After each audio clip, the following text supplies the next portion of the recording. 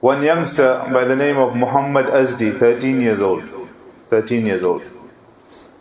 He gives a story and he says that we heard the flights and those bomber drones were coming above the building. So my mother quickly packed up in the house and told me that take all your siblings out, take all your brothers and sisters out of the house. There are 7 of us. So I was the oldest, I'm 13 years old. I took all my brothers and sisters out. The youngest is 6 months old. We managed to leave the house. Just then the drone struck the bomb and the entire building was desecrated. My mum is under that rubble. I do not know how to take her out.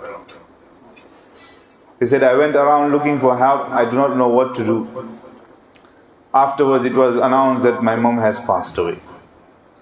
He said, it's been now over 50 to 60 days. I am looking after my 6 siblings myself. My 6-month-old sister, I have to warm the milk and feed her.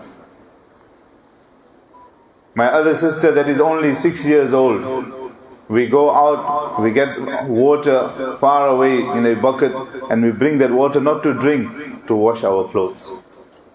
These are little children. This is one such story. There are thousands of such stories. There was one nurse, she had a 1-year-old child, so she wrote a letter to the child and said, oh my child, when you grow up, please read this letter of mine because I do not know if you will live.